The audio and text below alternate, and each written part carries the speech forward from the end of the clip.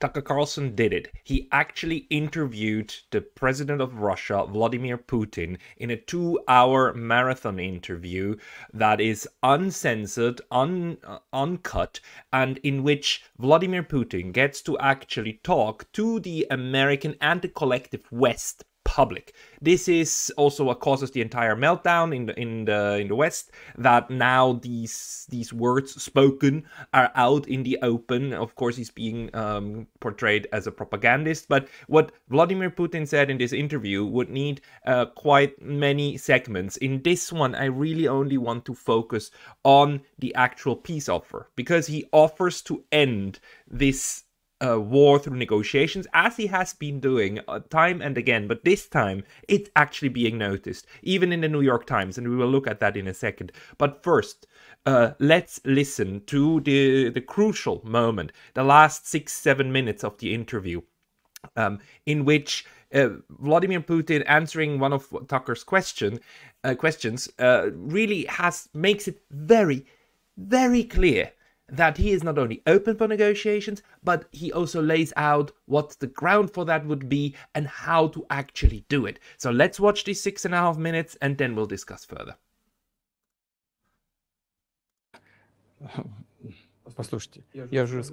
I already said that we did not refuse to talk. We're willing to negotiate. It is the Western side, and Ukraine is obviously a satellite state of the US. It is evident. I do not want you to take it as if I'm looking for a strong word or an insult, but we both understand what is happening. The financial support, $72 billion was provided. Germany ranks second, then other European countries come. Dozens of billions of US dollars are going to Ukraine. There's a huge influx of weapons. In this case, you should tell the current Ukrainian leadership to stop and come to a negotiating table, rescind this absurd decree. We did not refuse. Sure, but you already said it. I didn't think you meant it as an insult, because you already said correctly, it's been reported that Ukraine was prevented from negotiating a peace settlement by the former British Prime Minister acting on behalf of the Biden administration. So of course they're a satellite. Big countries control small countries. That's not new. And that's why I asked about dealing directly with the Biden administration, which is making these decisions, not President Zelensky of Ukraine. Если администрация Зеленского на Украине отказалась от переговоров, well, if the Zelensky administration in Ukraine refused to negotiate, I assume they did it under the instruction from Washington. If Washington believes it to be the wrong decision, let it abandon it. Let it find a delicate excuse so that no one is insulted. Let it come up with a way out. It was not us who made this decision, it was them. So let them go back on it. That is it.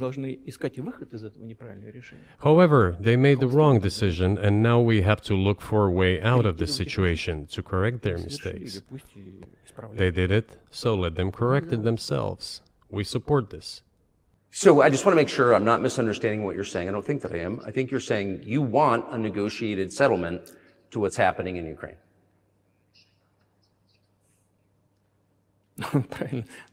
Right. And we made it. We prepared a huge document in Istanbul that was initialed by the head of the Ukrainian delegation. He affixed his signature to some of the provisions, not to all of it. He put his signature, and then he himself said, we were ready to sign it and the war would have been over long ago, 18 months ago. However, Prime Minister Johnson came, talked us out of it, and we missed that chance. Well, you missed it, you made a mistake. Let them get back to that, that is all. Why do we have to bother ourselves and correct somebody else's mistakes? I know one can say it is our mistake. It was us who intensified the situation and decided to put an end to the war that started in 2014 in Donbass, as I have already said, by means of weapons. Let me get back to further in history. I already told you this. We were just discussing it. Let us go back to 1991, when we were promised that NATO would not expand, to 2008, 2008, when the doors to NATO opened to the declaration of state sovereignty of Ukraine, declaring Ukraine a neutral state. Let us go back to the fact that NATO and US military bases started to appear on the territory of Ukraine, creating threats to us. Let us go back to coup d'etat in Ukraine in 2014. It is pointless though, isn't it? We may go back and forth endlessly, but they stopped negotiations. Is it a mistake? Yes. Correct it. We are ready. What else is needed? Do you think it's too humiliating at this point for NATO to accept Russian control of what was 2 years ago Ukrainian territory? Я же сказал. I said, let them think how to do it with dignity. There are options if there is a will. Варианты есть. Но если желание. Up until now, there has been the uproar and screaming about inflicting a strategic defeat on Russia on the battlefield. Стратегического поражения России, поражения. Now they are apparently coming to realize that it is difficult to achieve, if possible at all. In my opinion, it is impossible by definition. It is never going to happen. It seems to me that now, those who are in power in the West have come to realize this as well. If so, if the realization has set in, they have to think what to do next. We are ready for this dialogue. Would you be willing to say, congratulations, NATO, you won, and just keep the situation where it is now? Ну, вы знаете, это предмет переговоров. You know, it is a subject matter for the negotiations. No one is willing to conduct, or, to put it more accurately, Точнее сказать, хотят. they are willing, but do not know how to do it. Я не только вижу, I know they want я to. знаю, что. It is not just I see it, but I know they do want it. But they're struggling to understand how to do it. They have driven the situation to the point where we are at. It is not us who have done that. It is our partners, opponents who have done that. Well, now let them think how to reverse the situation. We're not against it. It would be funny if it were not so sad. Да, было бы смешно, если бы не было так грустно. This endless mobilization in Ukraine, the hysteria, the domestic problems, sooner or later it will result in agreement. Истерика там, внутренние проблемы. You know, this probably sounds strange given the Рано current или situation, поздно все равно мы договоримся. И but the relations between the two peoples will be может, даже rebuilt странно в anyway. сегодняшней ситуации прозвучит. It will take a lot of time, but they will heal. Между народами восстановится. Потребуется много времени. I'll give you a very unusual example. And then, well, then he gives an example of what, how Ukraine and Russia still belong together. But the important thing here really is that Vladimir Putin, speaking as directly as he can, basically to the Americans and the collective West, really lays out what a peace, a way forward to peace would be, and that's to get back to Istanbul. The Istanbul agreements, what has already been done, what has already been achieved. And this is really surprising to me, because we know from the things that have leaked that the Istanbul agreements were very favorable to Ukraine, in fact, and that Vladimir Putin here offers, clearly, utterly offers to negotiate based on what has already been achieved in Istanbul. That is surprising, which just signals also that he's open to negotiate where the contact line would be, that how much of the eastern regions would remain Russian. I mean, all of this is open if Istanbul is again the basis of negotiation, which doesn't mean that the Russians would accept it, which doesn't mean that the Istanbul will be implemented one-to-one, but it means that Putin is ready to do this, and he has hinted at this several times over the past. He has flashed the document into cameras without anyone being able to read it, and I was always wondering, why does he not publish it? Why does he not just say, like, this is what we had in order to embarrass Ukraine, in order to embarrass everybody, if he says that there were signatures on it? He's never shown it. And now we know why. Because he still thinks this is the way forward, and you don't disclose a draft agreement that is not actually that is not finalized. He still wants to go back to that. Isn't this really fascinating? And I mean, you couldn't say it much more clearly. And he even says, I would be willing to help you save face if there was a process forward to do so, you know, by a change of government in Kiev. Funnily enough, on the same day, now Mr. Zaluzhny, the general-in-chief, was like kicked out and replaced by another one. There was some palace intrigue going on. Zaluzhny was trying to get rid of Zelensky and vice versa, and apparently Zelensky won that one. And so this, we don't know how this one is going to go, but obviously Putin thinks that this is still the best way to go forward. And of course that agreement, which is it contains, we know that by now, a neutrality clause for Ukraine. This was like very big in the media back in late March 2022. One of the reasons why I'm doing this channel. This is like this neutrality of Ukraine and neutrality of buffer states is an obvious tool in international relations in order to get to a win-win situation for everybody and not go to fighting. And if that doesn't happen, and if it goes the other way around, then fighting starts. And Mr. Vladimir Putin, as clearly as he can, alludes to that here, and even says, we keep the agreement secret, so go and take it out of your drawers, dear Ukrainians and dear Americans, and look at it again, and then we talk.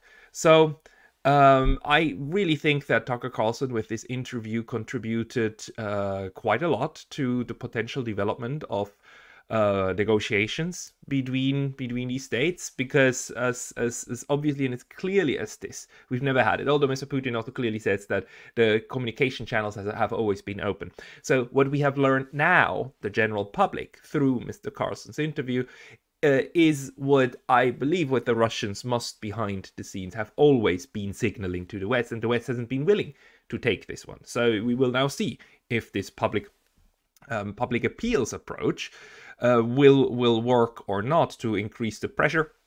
We know that in the United States now we have a new and a different kind of arrangement. Just a sec.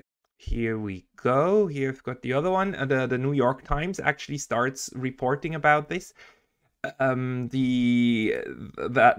in this Tucker Carlson interview, Putin actually offers negotiations. They actually recall that he offers.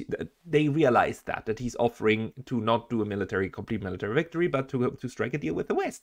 Well, New York Times, good on you that you pick up on this very, very important part. Of course, being the New York Times, they have to start with a smear, right? President Vladimir Putin of Russia has worked for decades to win allies in the West, using his spy agencies to interfere in elections and deploying diplomats to build links with Kremlin-friendly politicians. The entire, this crazy kind of Russia meddles in U.S. elections kind of thingy that they're alluding here to, right? They do that, although it has been completely disproven, but the New York Times keeps doing that in order to kind of keep the narrative alive. But then the article, funnily enough, goes into this material and actually quotes him. If the realization has set in, they have to think what to do next. We are ready for this dialogue. So that the New York Times is picking it up. Mr. Putin held out an olive branch to the West rather than resort to some of the fiery rhetoric he has employed before domestic audiences. For a New York Times article, this is probably as good as it gets when talking about Vladimir Putin. Taken together, Mr. Putin's appearance underscored his tactical confidence as his adversaries face a vulnerable moment. Kremlin-friendly politicians are ascendant on both sides of the Atlantic. I mean, okay, the framing is still the same of the New York Times. Of course, they cannot get out of their own skin on saying that Putin here is actually basically abusing the weakness of the West because the aid package to Ukraine just failed and so on. And we see that Project Ukraine is actually falling apart in the West. And Mr. Putin is here being portrayed as somebody who knows how to abuse that. And Hillary Clinton, who said that Tucker Carlson is a useful idiot. No, it's just like this is like where this entire process is now going to. And Vladimir Putin understands very clearly like all good analysts actually, that every single conflict and war, even world wars in Europe, are ended by agreement, right? By sitting together and putting signatures on the documents that then end everything, and that create the basis for future cooperation and collaboration. This is exactly what's going to happen here. It could have happened 1.5 years ago in Istanbul, and what Vladimir Putin is saying is, with the same thing, take it out of your drawers, make up a reason to come back to the negotiating table, and we will continue. We will continue based upon that. This is as good as it gets for Ukraine, because it means that any far away from wanting to eradicate Ukraine, Vladimir Putin is ready to go back to where they left off in April 2022. The New York Times then actually cites the granddaughter of Mr. Khrushchev, who says that Vladimir Putin didn't say anything new, which is actually also true. I mean, it's not that Vladimir Putin has never said these things. It's just the first time now that the West is actually listening. The first time that the New York Times reports on the olive branch that Vladimir Putin is sending out, because it was an American journalist who interviewed him, and this is itself like such a huge commotion now, right? So, good for you, Tucker Carlson, good for you, peace process, because this could be part of it. I would hope so, being an optimist. Let's see where it goes, and keep this in mind. Vladimir Putin is ready to go back to Istanbul.